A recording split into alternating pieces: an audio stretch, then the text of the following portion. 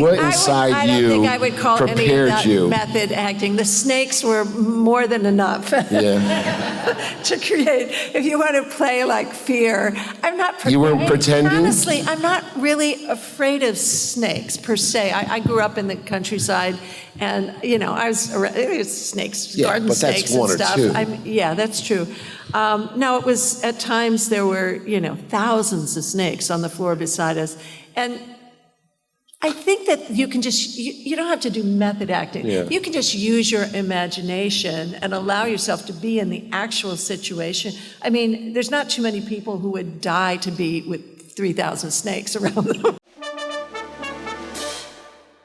Come on, you could do better than that. Come on, let's hear it for Karen Allen.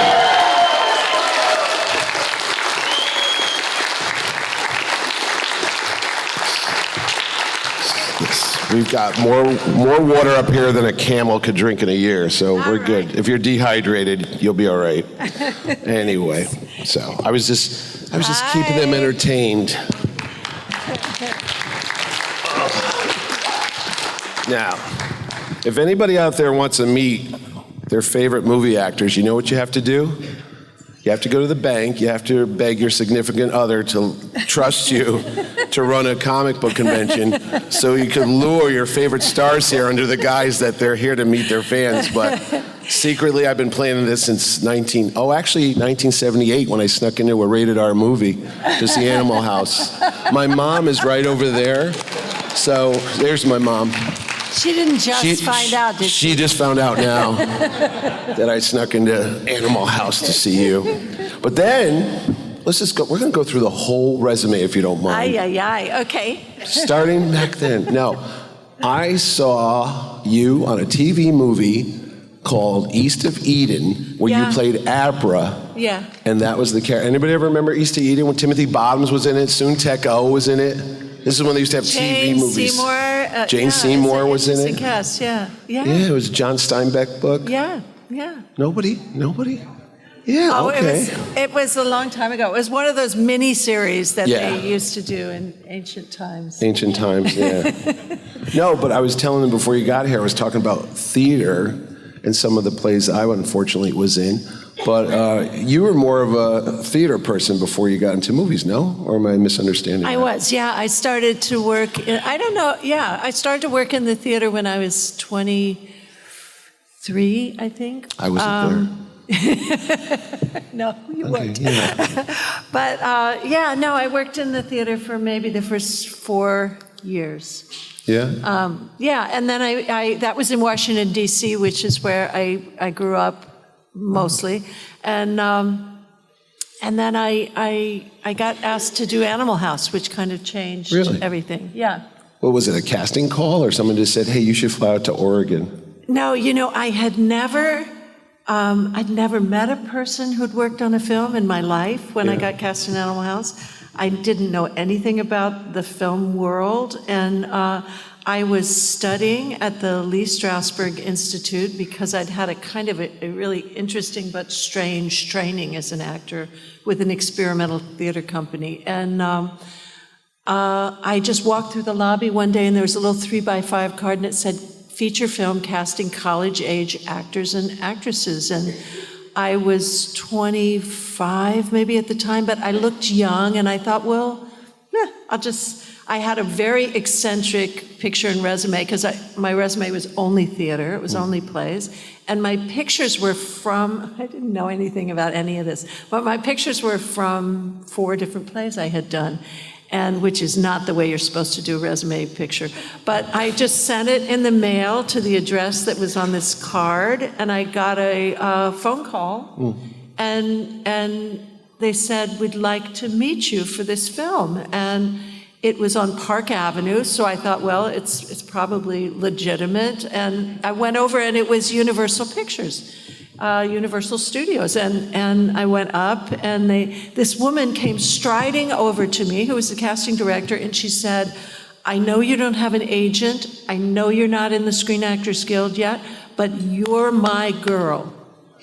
And I thought, okay.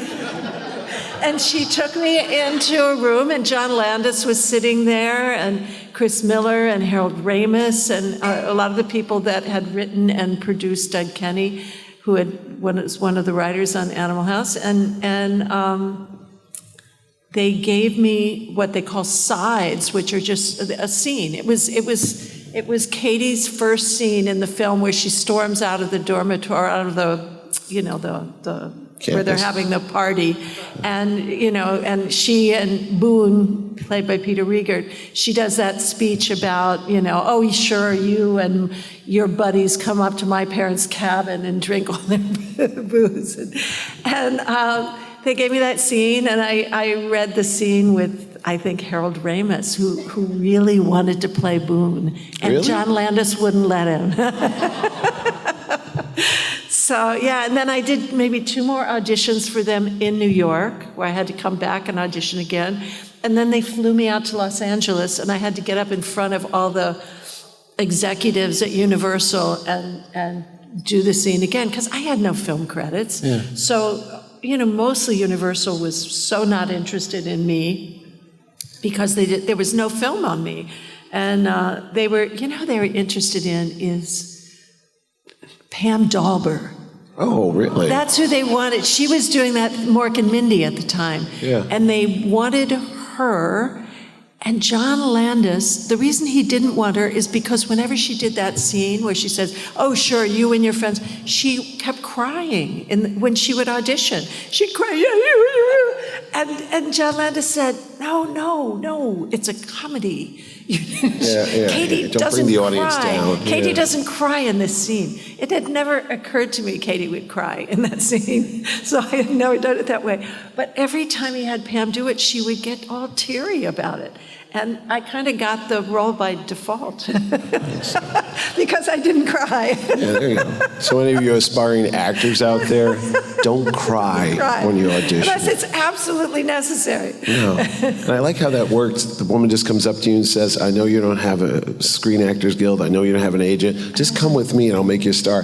I don't know if that pickup line works a lot, because I think... You know what it was? I asked her later because I stayed friends with her over a period of years, and I said, why? Why did you say, why did you even call me? And she said, there was one of those photographs on there, because I had these 4 photographs. She said, there's one of those 4 photographs where you looked exactly the way I pictured Katie in my mind. Well, that's cool. Yeah. Yeah. See, there you go. So... Again, method acting in Strasbourg, does anybody know what method acting is? I know there were some actors out here, but does anybody else, do you want us to tell? I mean, basically, you tell them, you're the actor. To me, method acting is just one of the tools in an actor's toolbox. It's a way, there's lots of aspects to it, so I don't want to make it simplistic, but it's a way of really doing a lot of work on one's own emotional life, so you really get to know yourself emotionally, know a lot of the things that drop you down into a deeper way of experiencing yourself as a person, but also in a character. And it can be very, very valuable in film and very valuable in the theater as well.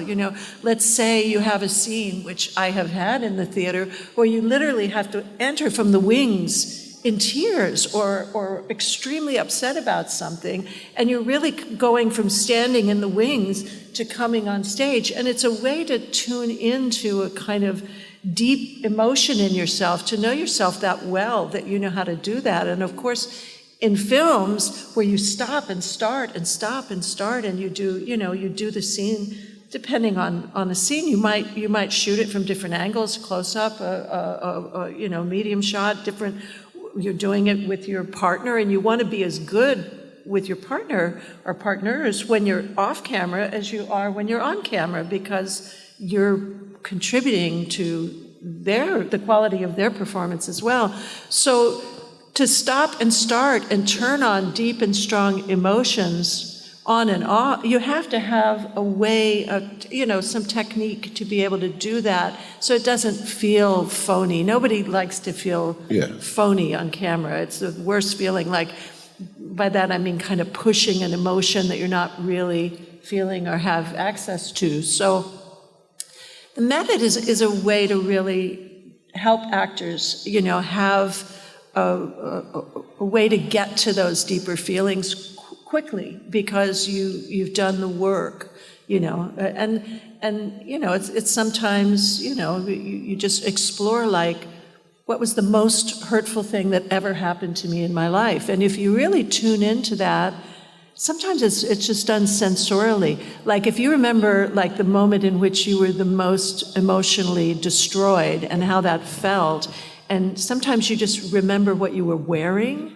or the smell of the room, or you remember, maybe something in the room that you were looking at, and you don't get to it through your head. It's not by thinking your way into the emotion, it's actually by feeling your way into the emotion. So you might remember what you had on at the time and the feel of the fabric and where you got what you were wearing, maybe, a friend gave it to you or something. You get into those kind of beautiful details of somebody's experience, your own experience, and it kind of leads you, more, what's the right word? Authentically into the feelings. So you're not pretending. Sometimes people think actors pretend, but most really good actors who I admire, they're not pretending. They're really experiencing what they're portraying and feeling. Not 100% of the time, but as much as you can, and as much as accessible to you, that you can, as much as you can get there authentically, that's the way to go, really, if you want to enjoy being an actor. Okay. Pretending gets old pretty quick. So what that entails and all that you were just talking about, now how do you go from taking that to sitting down, doing the table read? I saw there was a lot of different screen tests. There was Tom Selleck, there was Tim Matheson, all these other actors who were going to possibly be Indiana Jones for Raiders of the Lost Ark, but now you're in, was it Tunisia, was it? You're filming this? We shot in, a lot of it was in London, the Elstree Studios in London. The desert stuff was Tunisia. The bunker, the Nazi bunker stuff, the cement bunkers, that was the south of France. Those were actual Nazi bunkers. And little bit in Washington, D.C., the last part of the film. And Harrison, his early stuff in the cave, when they go in, that's all in Hawaii, which I didn't do the Hawaii part. No, but I'm just saying, so what do you, when they sit there and they go, oh, in this next scene you're going to be with 5,000 snakes, whatever in your life did you ever experience? Maybe when you were a kid, there was a garter snake that went by, or maybe there was a little mouse somewhere. I don't think I would call any of that you method acting. The snakes were more than enough to create. If you want to play like fear, I'm not pretending. You weren't pretending? Honestly, I'm not really afraid of snakes per se. I grew up in the countryside, and I was snakes, garden snakes and stuff. That's true. Now, it was, at times, there were, thousands of snakes on the floor beside us. And I think that you can just, you don't have to do method acting. Yeah. You can just use your imagination and allow yourself to be in the actual situation. I mean, there's not too many people who would die to be with 3,000 snakes around them.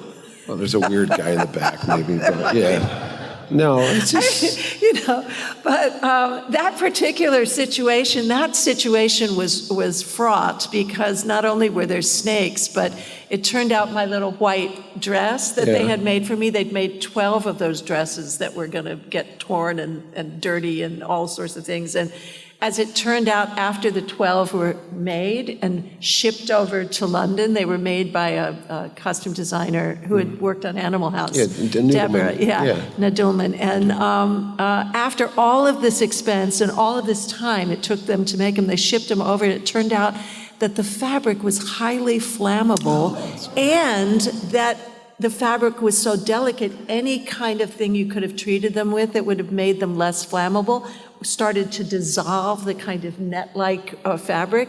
So what they had to do is, I had people standing on either side of me in every frame that I was shooting when there was fire on the set, with like fire extinguishers and wet blankets in case I went up. Yeah, that'd be bad. And when you added to that, the fact that there were cobras and pythons on the set, although the cobras had to be very carefully handled, but there were ambulances right outside the door with what do you call it? Anti-venom. Anti-venom. Yeah. And so to play, characters that were kind of scared and anxious was not a reach. Oh, all right.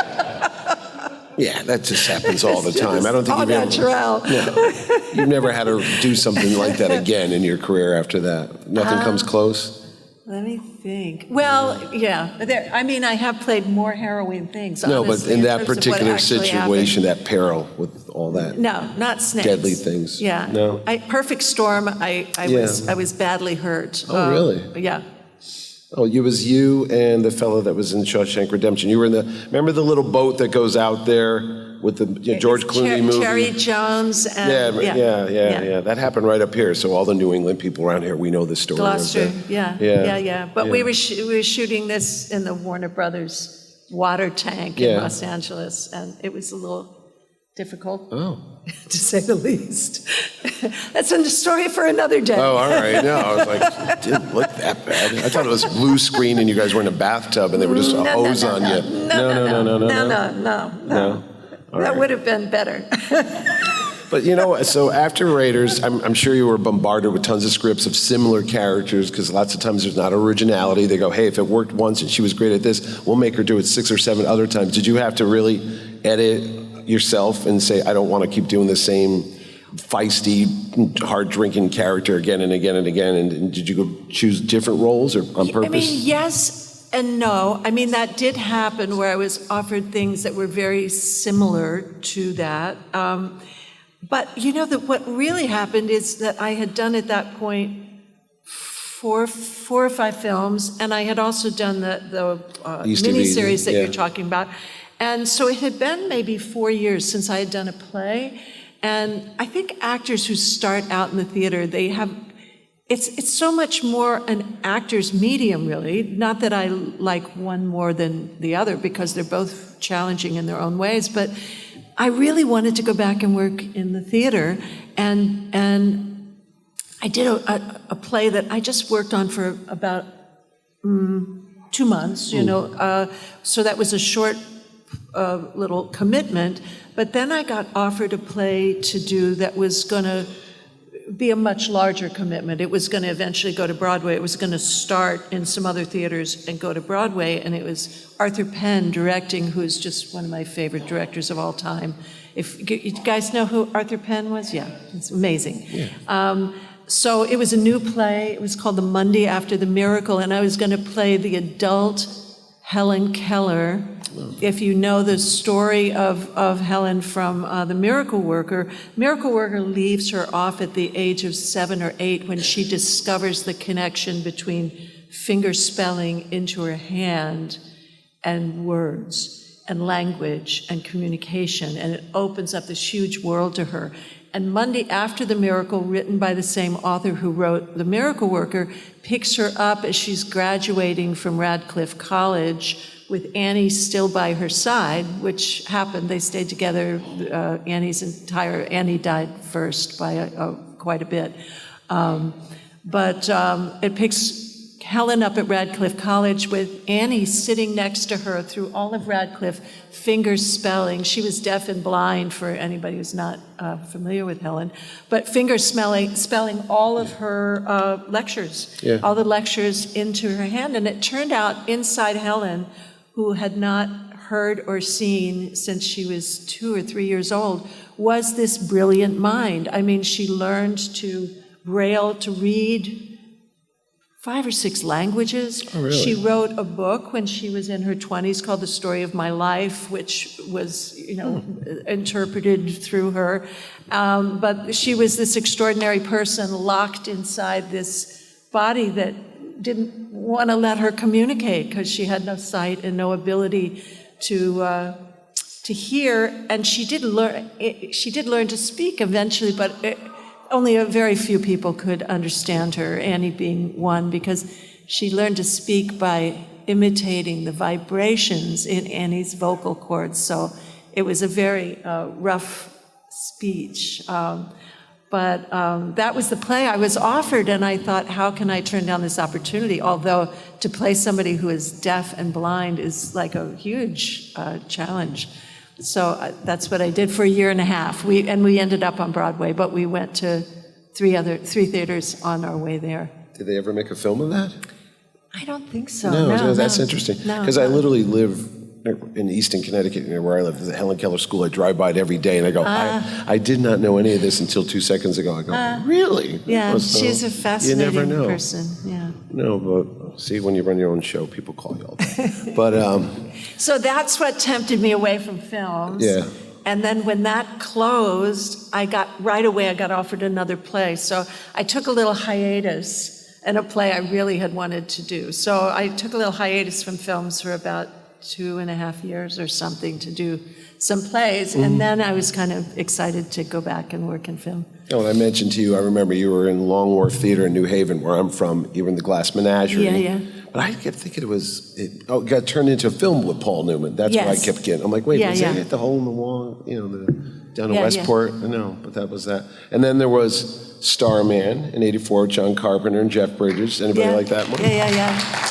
Jenny And I did a Hayden. very sweet little film. I think the first one back after that hiatus, it was called Until September. Yep, I saw And we that. shot it in Paris, and it was with this lovely French actor named Thierry Lhermitte, who's kind of like the French Cary Grant. And he's a comedian. He worked with this group of comedians that are like the Monty Python of France. They're called Les Splendides. And he was, one of the... there were maybe 8 of them in the comedy group, and in this, it's kind of a romantic comedy. It's sweet. It's a sweet film. I remember he had really piercing blue eyes. Oh yeah. I thought mine were good, but his were left. I was like, hey, that guy got some on me there. But no, that was a good movie. I remember seeing that. Then it was Starman, and then of all things, my kids, they saw you in Sandlot. My boys were little. They were Little League players. And they were like watching this movie, and I'm in the next room, and I lean over and go, is that Karen Allen? Yeah. But you still get a lot of people that come up to you, and they don't know Marion, they don't know Jenny Hayden, but they go, you're the mom in Sandlot, right? That's right. It's a Absolutely whole new world. True. And I did that film. I think I had my son, he's going to turn 35 in about a month. But he was a baby when I went to do Sandlot. So after he was born, I didn't want to do like major roles that were going to take 3 months away. And it's no fun, regardless of what other people say. I will speak from my own experience. It's no fun for your child to lug them around from film set to film set. If you're not actually involved in the making of a film, it might be interesting to somebody who's not working on it for maybe a half a day or a day, but it's not as fascinating a place to be unless you're involved in it. But to be a bystander as a child or something on somebody else's film set is, So I wanted to really, and I had him late in life, and I really wanted to be a mom, so I didn't want to miss it. So if I did films, I usually did small roles that I could shoot in a couple of weeks, or I tried to limit to doing things in the summer when he could come with me without disrupting, his school life. How could I forget? You were in Scrooged with Bill Murray. That happened during that too. That was right before he was born. See, then Albert Finney's Shoot the Moon. That was See? That was a not that I studied film. these too much. That might have been. I think that was either right 20, after or right before I think it Raiders. was 1980 before Raiders. Or It might after? have been. It was I might have after shot Raiders. it before I shot and then Raiders, came out but it might have come afterwards. out. Yeah.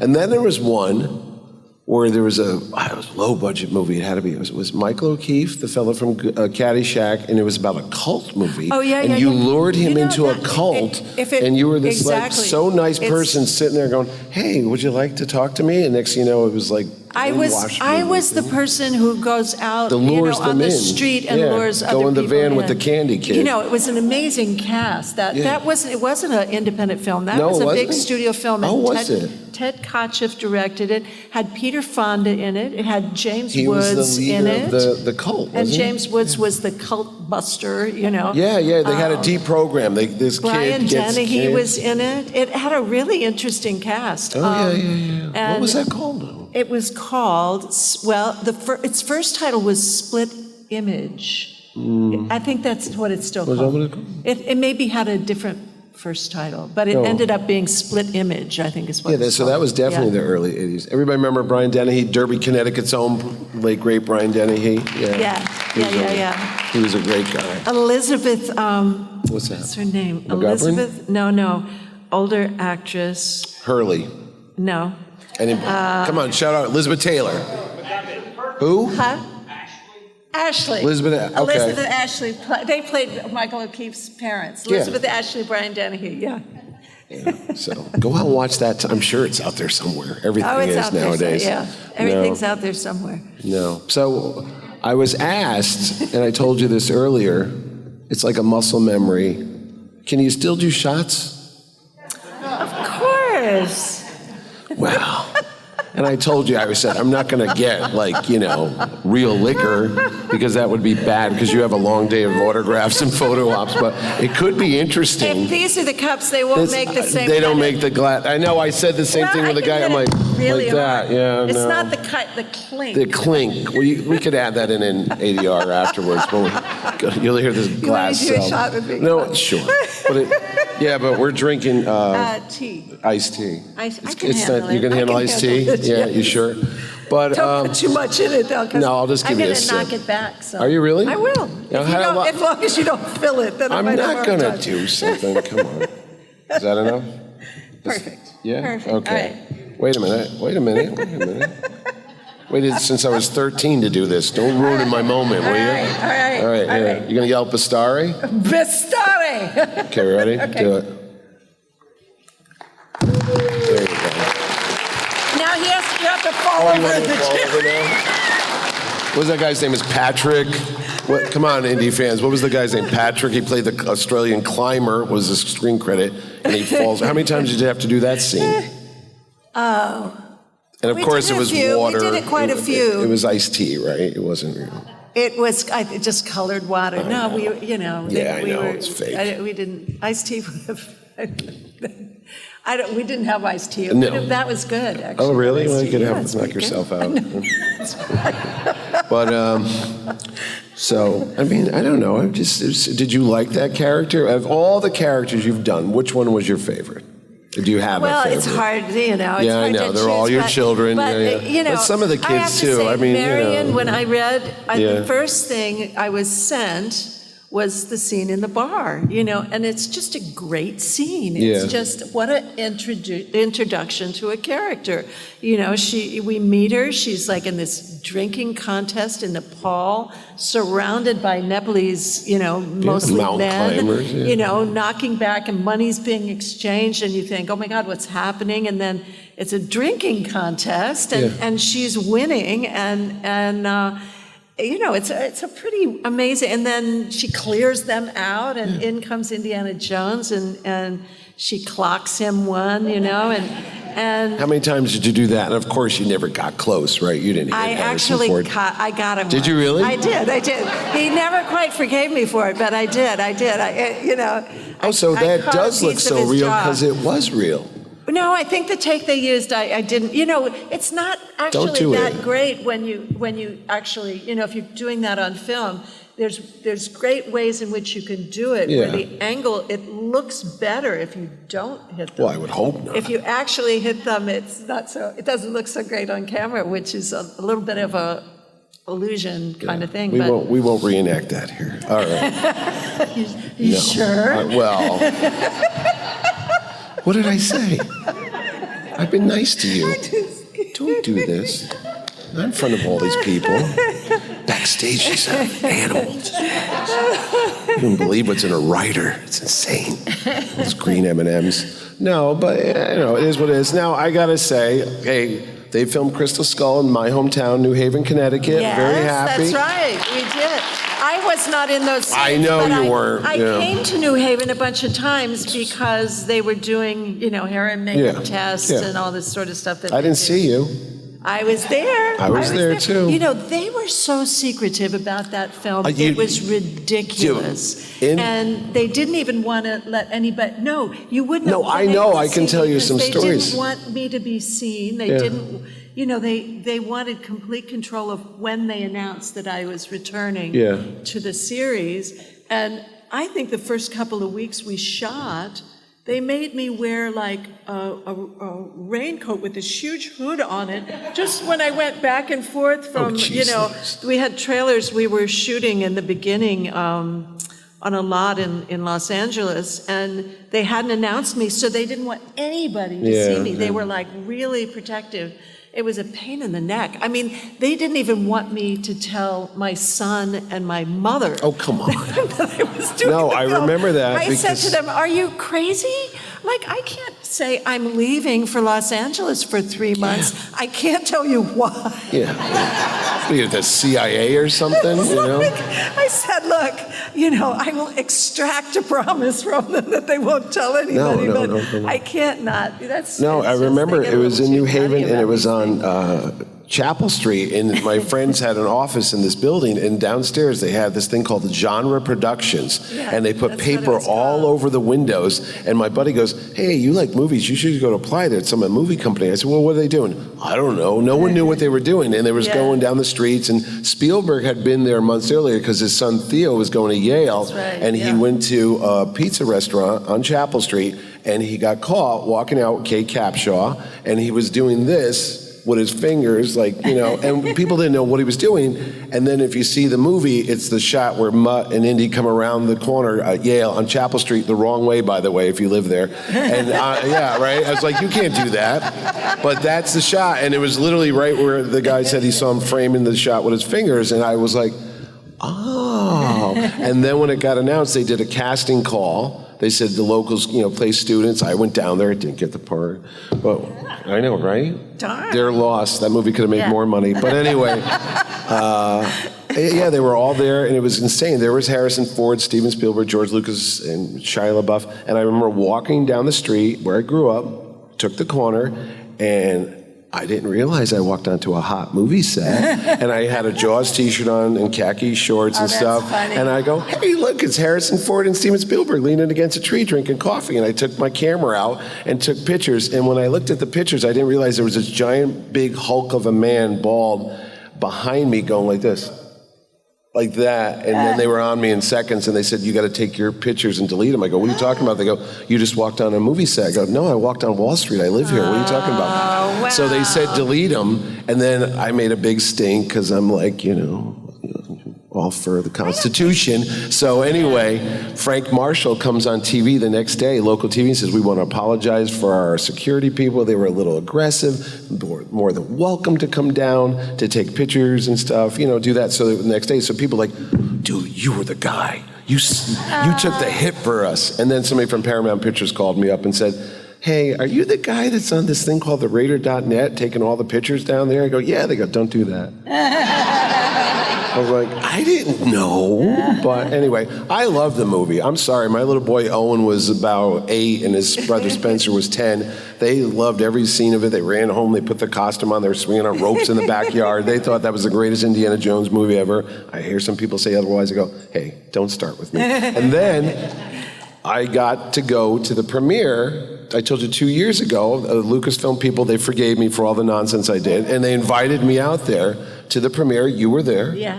And because you're in the movie. This is Dial of Destiny. This is Dial of Destiny, yeah. And she comes walking by, and my friend and Ed are dressed like Indiana Jones because we're silly, and we're grown men. And here comes Steven Spielberg, and everybody's coming, and Harrison, and everyone's there. And the movie's over. And we were so excited. We're like, "This is." I remember you even wrote to my kids years earlier. They sent for autographs, and you were nice enough because you're up with your Karen Allen Fabric Arts. Fiber Arts, yeah. Yeah, Fiber Arts. Sorry. Yeah. And they sent a letter, and you wrote back, "I don't know what I'll be doing next year," because I think I invited you to my shows then, and you were like, "I might be doing Indiana Jones 5."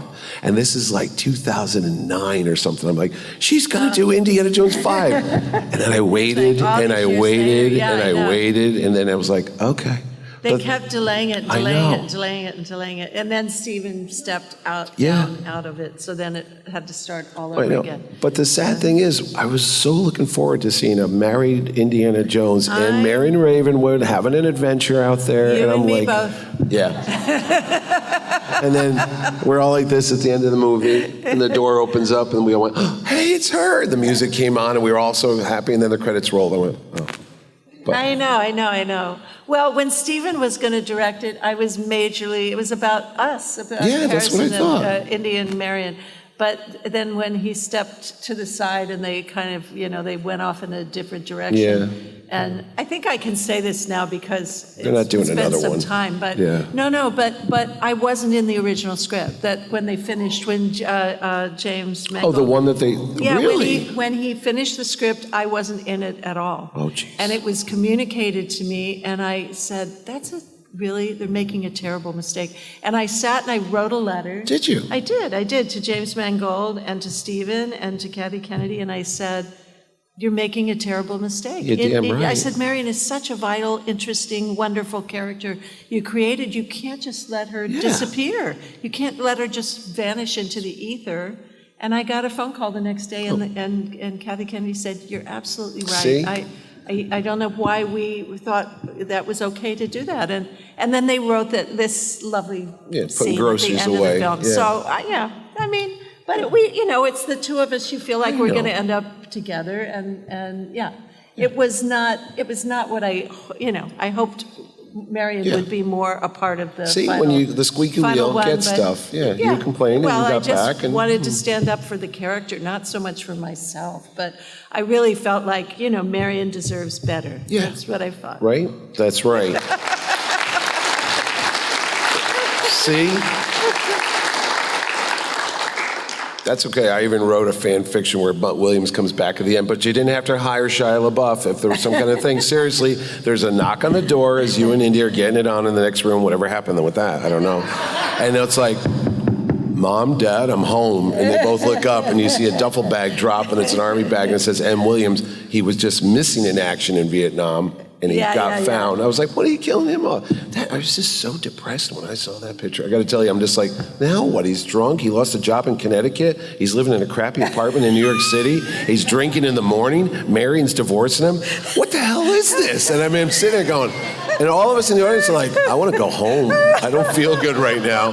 And then it's like, I can't do anything. My back hurts. I'm like, Jesus Christ, he's turning to me, What the hell? I go to a movie to be enlightened and happy and upbeat. Hey, he's going to save the world. And at the end of the day, he forgot to take the pills for Tuesday. What's the riddle? How do you find the Ark of the Covenant? Did I take the little pill today or do I take it on Tuesday? That would have been a movie, Indiana Jones and the Lost Prescription. They didn't call me. I would have made more money than they did. Okay, before I take up all your time, the only reason why I did this is because the reason why my phone rings all day, I have so much shit to do out there, but I'm like, no, this is it. This is my 60th birthday present a year before my 60th birthday, and this is it. You guys just happen to be here, that's all. But anyway, I'm not going to be totally selfish, though I could. Does anybody have any questions for Ms. Allen? I don't know, we have a mic over here, I guess. So they're lining up already, and we'll just play oh wow, they're just jumping up. Jesus Lord. All right. Oh, look, she's dressed like you. Why did I bring you here? I know. I could have just hired her. I said it. How much are you charging for photo ops? And I love that there's always a monkey with you, too. It's just so nice. How was the monkey to deal with? The monkey was horrible. Monkeys are not really meant to be in films. They really don't get it. They don't know why you're asking these things. It didn't bite you or anything, did it? It might have. Really? Had there not been like a monkey wrangler close by. Yeah, the monkeys, they don't want to be put out in the sun. It was like 220 degrees? Where were you? Degrees Mars? In the desert when we had, we were in this little town in Tunisia. And, monkeys are not nice. That cooperative, really. Were the camels nice, at least? We didn't have any. There's no camel scenes in you? No, I was John Rhys Davies had some camel stuff. There might have going been some, in the background, but I didn't have to work with him. He's crazy. I've met him a couple. Did you like working with John? Rhys Davies? Yeah. Yes. Yes? He's fantastic. I know. Every time you see him, there's no separation anymore between acting and character because he's just this big, loud, happy guy. Like, come here, let's go. You're the fans. He's not so big anymore. I know. I saw him. Very thin, John Rhys Davies. Oh, it's been a while. Anyway, we're sorry. Go ahead. Ask your question. First, just wanted to say, Marion and Jenny, two of the best heroines ever. Thank you. Jenny is like the most human, believable, realistic heroine, like faced with that kind of situation. Amazing. But at what point did you know you wanted to be an actress? And was there something that like inspired that? Like, were you watching something going, I want to do that? Like, You know, I loved watching films when I was a kid growing up. Mostly the films of the 40s, you know, I was really enamored of them. But I didn't, you know, to me it was this other world. It didn't have anything to do with me. I just loved the stories, I loved the actors. I was very fascinated by, you know, the films, the great films of that period. And, but you know, as the world I grew up in, nobody knew anybody who worked as an actor or worked in films or worked in the theater. So when I was 22, I traveled. I took a trip from Mexico to Peru by car with two friends. And when I came back from there, I moved into Washington, D.C., and an acquaintance who I met only because they were a neighbor, and they were a director of a theater company, and I didn't even know what that was. I was like, okay, so you direct a theater company. And they said to me one day, I'm driving to Philadelphia to see my teacher, who is a Polish theater director named Jerzy Grotowski. He's bringing his company here for the first time ever. And it turns out they were the most celebrated theater company in the world. And this man, who was my neighbor, had been in Poland studying with this man for many years. And he had now his own theater company in Washington, D.C. But all of this was a million miles away from the world I lived in. And he took me to see this play, and it changed my life. You know, and it's hard to describe how an event, a 2-hour event, can change the course of your life, but it did. And the entire thing was in Polish. I didn't understand a single word, but what they were doing, you know, like, you don't have to be a musician to understand a great piece of music. And what they were doing transcended language, and they were extraordinary. He called his actors acrobats of the soul. And let me tell you, these actors were extraordinary, and I was mesmerized by them. And at the end of it, we left, and I said to them, driving back, there were some of his actors in the car as well, and I said, do you ever train actors? And he said, yeah, we have a training program. And I said, you know, if I wanted to, I just said, I'm so moved by what I saw, I just want to be a part of it for the rest of my life. And he said, well, you'd have to audition. I did not know what an audition was. And he described to me what I had to do in a beautiful way. He said, you find a piece of writing that has great meaning to you, and you memorize it, and then you come in and you speak it in front of us in a way that conveys why it's so important to you. And so I did that, and they asked me to become a part of their acting program, and that was how I began. It was just sort of like a little, you know, within 2 weeks, everything in my life had like shifted over, and like that's all I was interested in doing. Yeah. thank you. You're welcome. Yes, sir. Hi. Today, with the streaming, it's so easy to scroll past the thousands of movies that are available. Is there a film of yours that we should stop and watch that people may not have heard of or unaware of? Wait, and what? And I missed the last So is part. there a particular film of Is yours there that they a should film of stop yours that and we may not be aware of that we should stop and watch? A certain one of mine, like maybe one that people don't know That they don't know well. about, that may What be was the overlooked. one you just yeah. did about the male person? I saw there was something. That's a beautiful film. Yeah, what's so that this about? is a little indie film that I did with a young director. His name is Tom Quinn, and it's called Colwell, Colewell, which is the name of a little town. It's fictional in Pennsylvania, and I play a woman who's been the postmaster in the town for 30-some years. And as is happening, and was happening particularly more so maybe a few years ago, the United States government decided of the smaller post offices, they wanted to eliminate a lot of them, just consolidate and eliminate, and they were going into small towns, taking away their zip code, taking their towns from them, and all of a sudden the town itself would kind of vanish, and it would be kind of added to another town that might be larger next to it. And they were just trying to save money, but what they didn't realize is how it affected the people in the town, and that post offices in a lot of small towns are the places where people congregate, and it's a way of looking after each other and depending on each other. And so he decided he wanted to make a film about this, and I play a postmistress in an office, and I get a letter one day. They didn't even have which I think is the way it worked.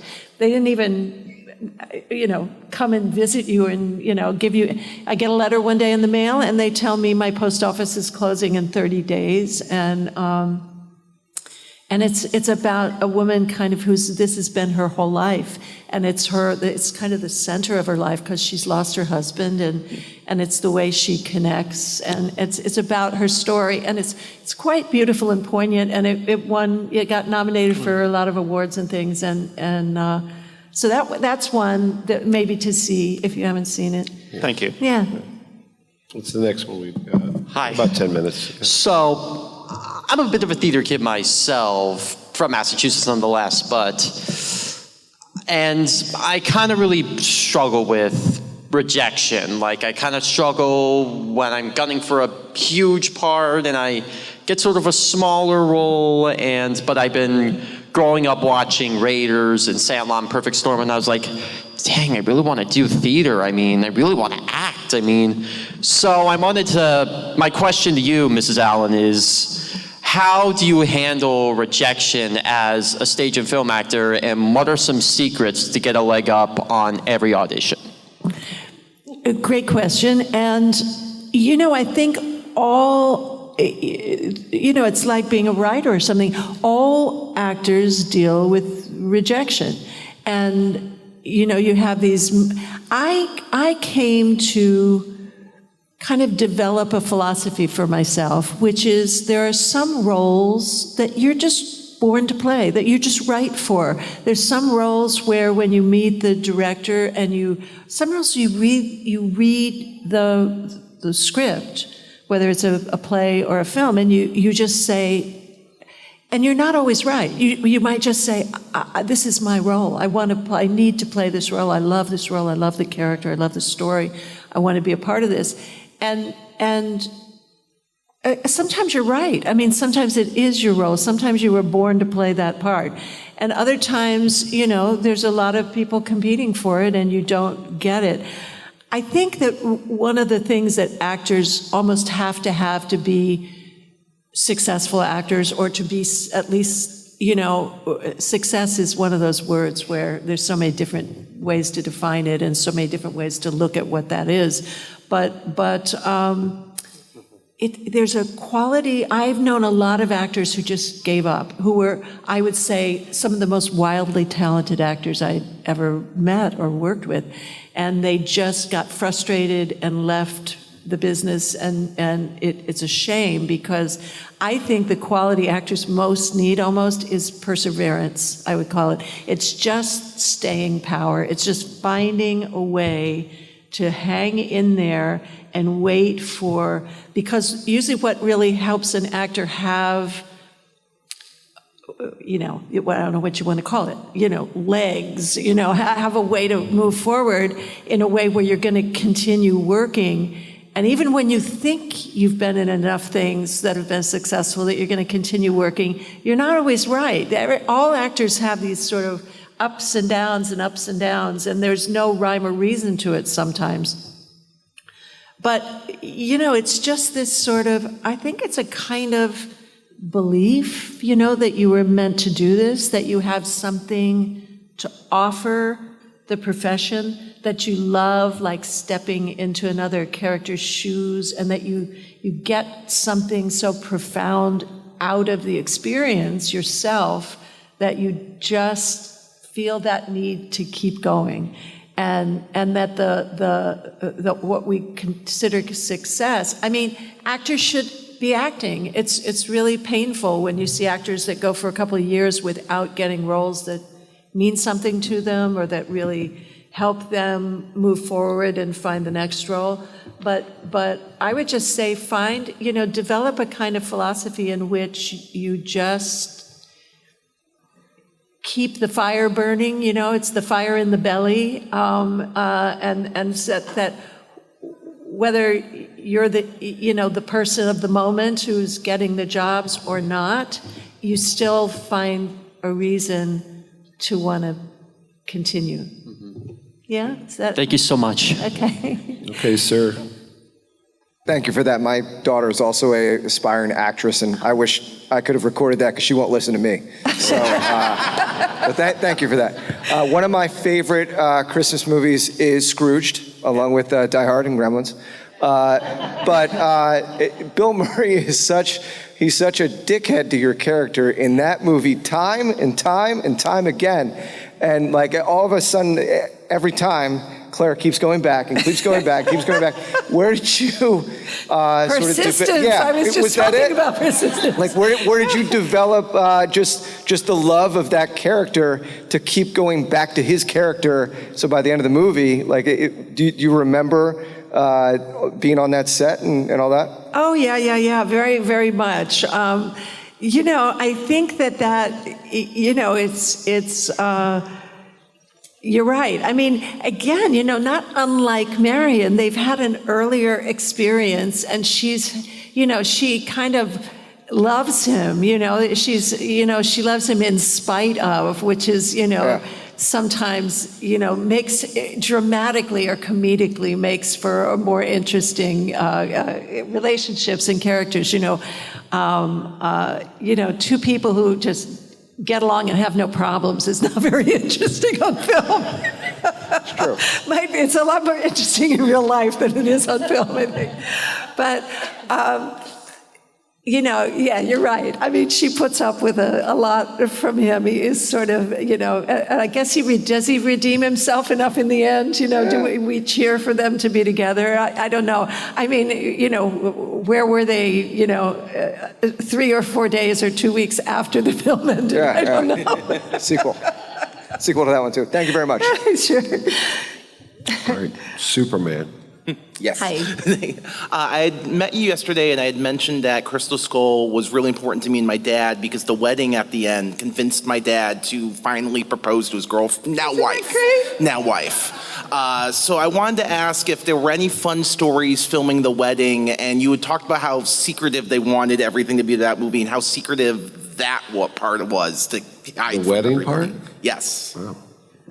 Probably. I mean, I think the secretive, it got less secretive after they kind of revealed that I was in the film. Then it's sort of like, and people knew we were making the film. And so, but although I'm sure that they wanted the wedding to be a surprise at the end of Was the that film. the last thing they filmed? Was it? Oh, that's an interesting question that we filmed. I think it was I don't remember. Well, June is when they started filming it. They were in New Haven in June. I think it was. Wasn't there a big champagne toast or something in a studio out in LA? I wasn't there. I just saw wish I pictures. could say I remember, but I Sure, don't it was remember the whether last it was thing the that was last thing filmed. that As we far as filmed. you know, yeah, it was. But no, it was very poignant. I remember when Steven Spielberg called me himself to tell me that they had written this role for me in that film, and that I was coming back into the Indiana Jones things, which had been in the ether for years. There was always there was going to be Indiana Jones 4. It was going to be Indiana Jones 4, and then there were rumors that I was going to that I would be in it, but I was not getting it from the horse's mouth, and. So I was actually, the rumors had all died and it all had gone away, and then suddenly I got a phone call telling me I was going to come back into the story, and Stephen wanted me to come into New York and read the script, and then we would talk. So I did, And honestly, I started crying when I read that they were going to get married because I just thought, isn't that great? I always thought like Marion was always, you get so attached to these characters sometimes. I thought she really loves him. She loves him. And, so the fact that they ended up together at the end of that film was very moving to me. So I enjoyed shooting that at the wedding. It was fun. Yeah. Thank you so much. All right, I got one more, and I have to pick Batman because I think he'd beat us up. Batman. Okay, so wonderful seeing you, Karen Ellen. And my sister really adores you in that movie. Me? So I have a particular question, just a random thought. So picture this: Indiana Jones and Marion are out in the bar when all of a sudden Willie walks in. Oh, Kate Capshaw. And sees Indy with another man. What would Marion say?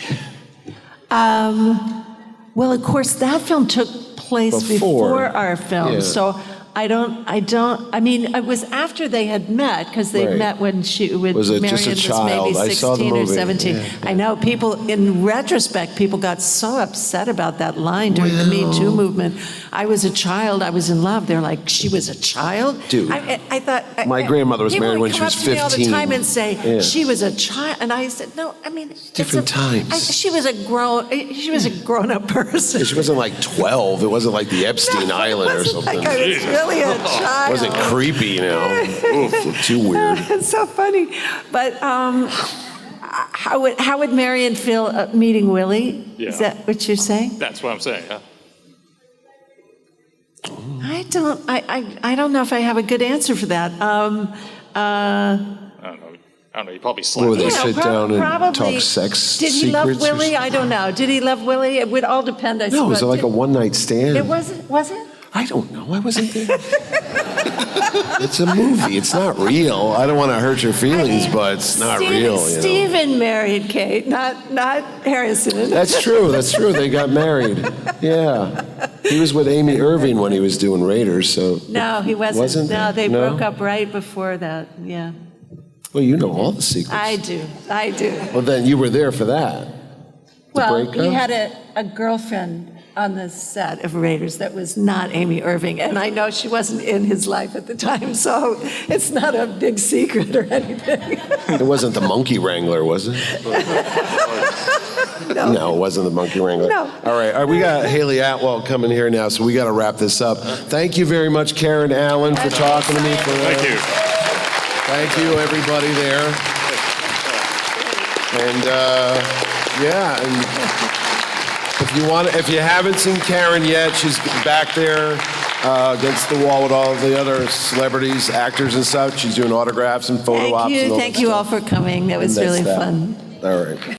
Hey there, this is Nolan North, and you are watching Fandom Spotlight. Good for you.